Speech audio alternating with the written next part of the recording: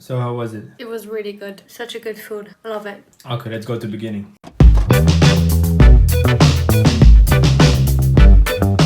So at first you cut one shallot. We will need another one later, but this is the first one. And then we cut the mushrooms.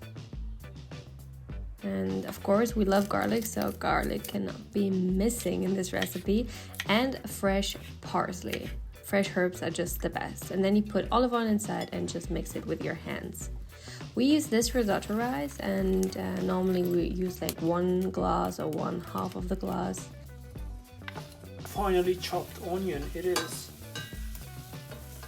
Yeah, after we put the onions into the pan, we're gonna add the garlic, add the rice to roast it. Now we crystallize the risotto. So now we put the white wine in.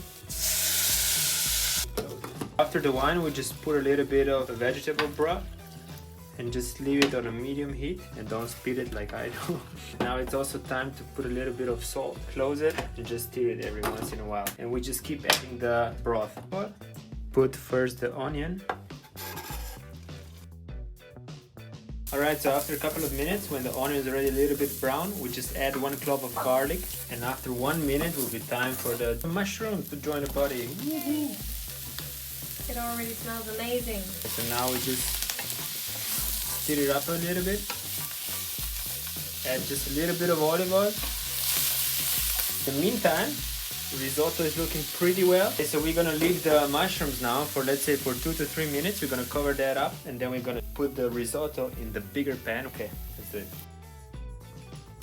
Alright, so after a couple of minutes, we just have to add a little bit of more wine and cover that up for 2 minutes. The risotto is cooking now for around 8 minutes. We're gonna put now risotto in the pan where the mushrooms are. The risotto is not ready yet, but we're gonna leave that it's getting ready in the bigger pan. So that will mean that it will just soak all the mushrooms and all the juices from the mushrooms and parsley and garlic and onion. It's gonna taste amazing. Here it smells already so good. Now we're just gonna stir that up.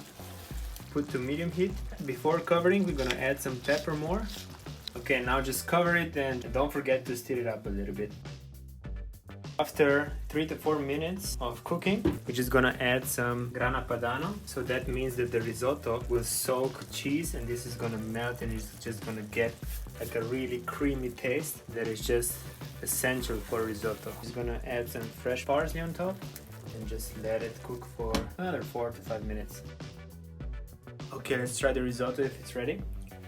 It smells already really good. It's ready. Let's get it on.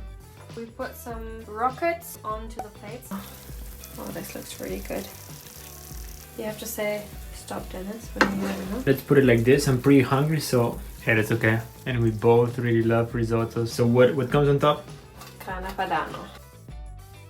And some of our favorite olive oil on top. And that's it. I also really like extra cheese on top. But anyway, that was our risotto. Now we have to eat. We are pretty hungry, and if you like the recipe, we'd really appreciate it for like and subscribe Yeah. for the next recipe.